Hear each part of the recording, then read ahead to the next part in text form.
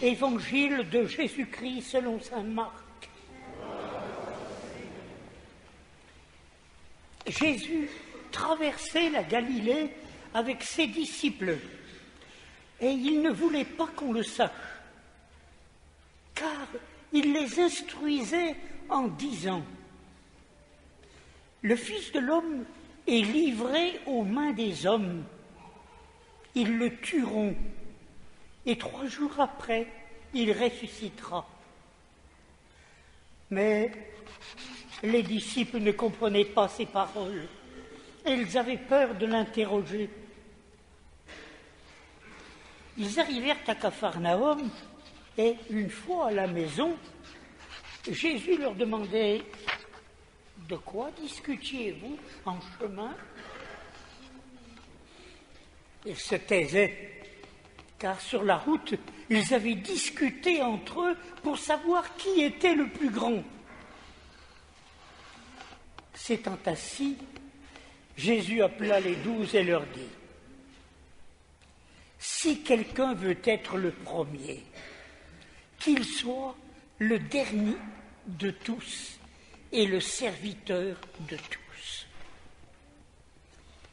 Prenant alors un enfant, il le plaça au milieu d'eux, l'embrassa et leur dit: celui qui accueille en mon nom un enfant comme celui-ci, c'est moi qui l'accueille. Et celui qui m'accueille ne m'accueille pas moi, mais celui qui m'a envoyé. Acclamons la parole de Dieu. De quoi discutiez-vous en chemin? Demande Jésus à ses disciples. Mais ils se taisaient sur la route, car ils s'étaient querellés pour savoir qui était le plus grand. Il s'agit bien de ça. La pensée de Jésus était tout autre. Lui qui vient tout au contraire d'annoncer que son chemin, sa route, tracée par le Père, est tout le rebours. Le Fils de l'homme est livré aux mains des hommes. Ils le tueront, et 3 jours après, il ressuscitera. Et les disciples ne comprenaient pas ces paroles, et ils avaient peur de l'interroger.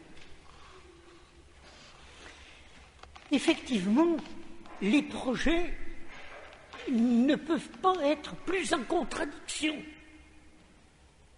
Eux, les 12, parlent carrière, discutent entre eux de la première place, rivalisent de prestige. Jésus renverse de fond en comble leur perspective.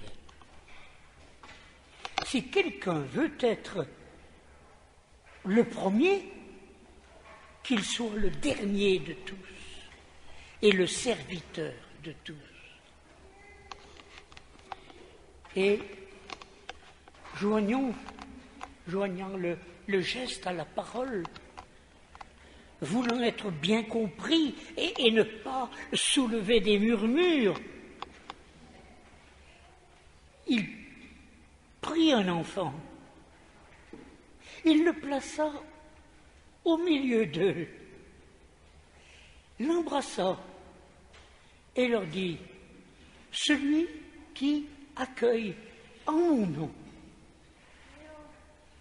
un enfant comme celui-ci, c'est moi qui l'accueille. Et celui qui m'accueille accueille celui qui m'a envoyé. Frères, comprenons bien ce que Jésus veut faire, veut signifier par le choix d'un enfant. Quelqu'un qui est pauvre, assez insignifiant, faible, turbulent, L'enfant, dans la société où vit Jésus, est celui qui tient peu de place. Il est le modèle de ce qui n'a pas d'importance, de ce que la société néglige. C'est synonyme de petit. L'enfant n'est pas choisi là par Jésus pour sa grâce, son innocence, mais pour sa fragilité, sa faiblesse, sa dépendance totale des autres. Il est celui qu'on repousse comme gênant, turbulent, celui dont on se débarrasse. L'enfant, c'est le pauvre. Et voilà que le pauvre, tout pauvre, est le préféré de Jésus. Jésus le met au milieu, le met à la place d'honneur. Avec quel empressement il faut aller à tout pauvre, tout faible, les accueillir en mon nom, dit Jésus, c'est-à-dire de ma part. Alors n'hésitez pas. C'est ainsi qu'à travers eux, nous l'accueillons, lui, en personne, et à travers lui, nous accueillons celui qui nous l'a envoyé, mon Père, votre Père, notre Père qui est aux cieux. Chaque fois que vous l'avez fait à l'un de ces petits, les sans pain, les sans gîte, les sans habits, les prisonniers, les malades, les handicapés, les analphabètes, les immigrés, les vieillards, les étrangers. Chaque fois, ainsi ce sont mes frères, c'est à moi que vous l'avez fait. Ô frères, de quiconque rencontré au passage et accueilli, je me retrouve au cœur de Dieu. Qui voudrait à ce moment dominer? Qui ne voudrait pas, au contraire, servir? La superbe oraison avec laquelle on a commencé cette messe, relisez-la à l'occasion.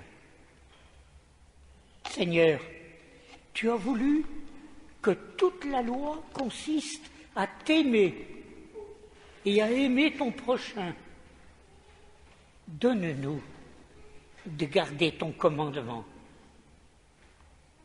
Et encore, c'est à ce signe qu'on vous reconnaîtra pour mes disciples si vous vous aimez les uns les autres.